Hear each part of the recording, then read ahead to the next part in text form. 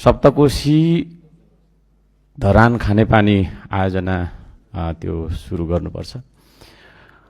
धरानका सर्दु, सेउती, सेरा, अँधेरी खोलाहरूमा तटबन्धन बस्ती जोखिममा छन्, तटबन्धन गरियोस् भन्ने माग राख्न चाहन्छु। सेनिटरी ल्यान्डफिल साइट फोहोर मैला सरल्लै फालेर चाहिँ नै डम्पिङ गर्नुपर्ने बाध्यता छ। सेनिटरी ल्यान्डफिल साइटको लागि पैसा विनियोजन होस् भन्ने माग राख्न चाहन्छु।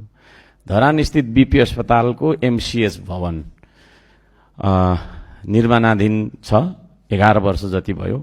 त्यो तपाईको चाहिँ सम्पन्न भएर सञ्चालनमा आओस्, त्यसको लागि आवश्यक बजेट विनियोजन गरियोस् भन्न म चाहन्छु।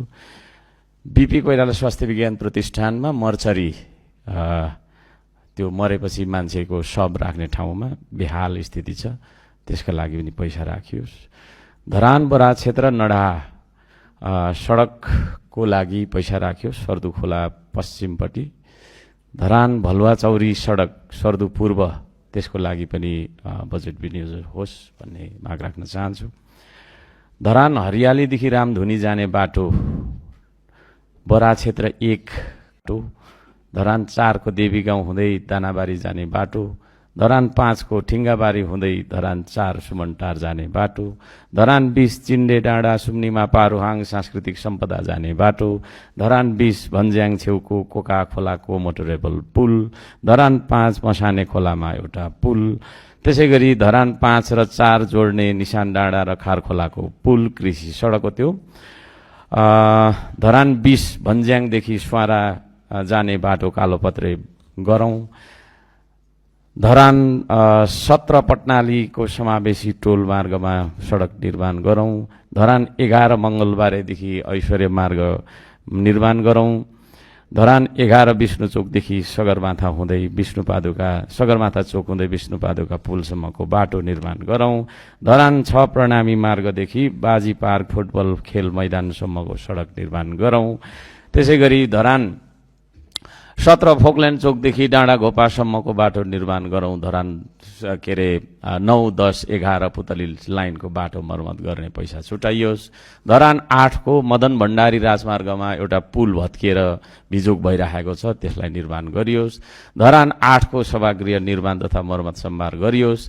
र बीपी अस्पतालमा एमआरआई मेसिन छैन, त्यो एमआरआई मेसिन खरिद गर्नका लागि पैसा छुटाइयोस्। बीपी अस्पतालको बिमा बोर्डले 75 करोड भन्दा धेरै पैसा दिन बाँकी रहेछ, त्यो कुरा तपाईको चाहिँ बिमा बोर्डबाट पैसा दिलाइयोस्। त्यो अस्पताल जीर्ण अवस्थामा छ, यतिखेर तलब खुवाउने पैसा नभएर फिटफिट भइरहेको अवस्था पनि छ। धरान 6 औद्योगिक क्षेत्र निर्माण गरौँ।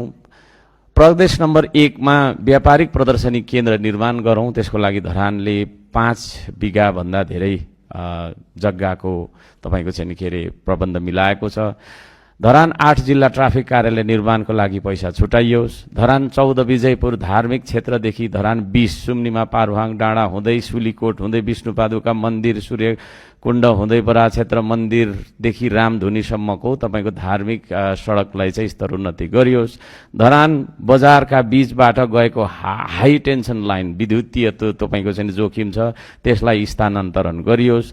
बजार जोगाएर व्यापार जोगाउन सकिन्छ, आर्थिक क्षति हुन नदिनका लागि हाइवेलाई चाहिँ उचित ठाउँमा हेरेर बाइपास गरियोस्। बराज क्षेत्र नगरपालिका 1 हाटखोलाको हटिया बजार व्यवस्थापन गरियोस्। बराज क्षेत्र काला बजार बजारमा हैटा खोलामा तटबन्धन गरियोस्। धरान 15 सदन स्कुलदेखि महादेव चोकसम्मको सडक मर्मत गरियोस्।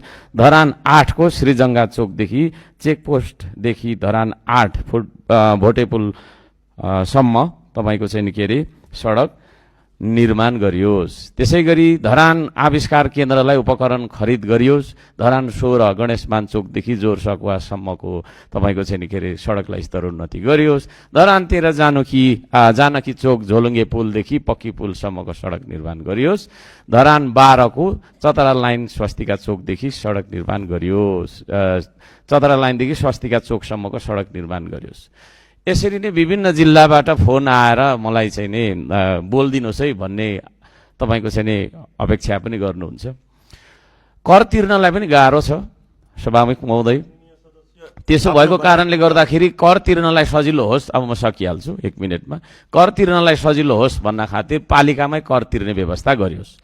यातायात व्यवसायीहरू विशेष गरी 3 पाङ्ग्रे सवारी साधनहरू चाहिँ 500 रुपियाँ कर तिर्नका लागि जानुपर्छ, 1000 को तेल जलाएर जानुपर्छ भन्ने हिसाबको कुरा छ। त्यतातिर तपाईँको चाहिँ ध्यान जाओस्। भोजपुरका जनताले पनि बोलिदिनु पर्यो, तपाईँले पनि भनेर भन्नुहुन्छ। चुहारको पुल र सुनबालुवाको पुल निर्माण गरियोस्। प्याउली र घोडेटार भोजपुरका तपाईँको चाहिँ के अरे सब स्टेसनहरू त्यहाँनिर ठेकदारले पैसा खाएर भागेको भन्ने कुरा आयो, त्यो पत्ता लगाएर कारबाही गरियोस्। शङ्खसभा पुल, तोम्बिया र 26 पुल तपाईँको निर्माण गरियोस्। लम्साको भोजपुर र शङ्खसभा जोड्ने पुल निर्माण गरियोस्।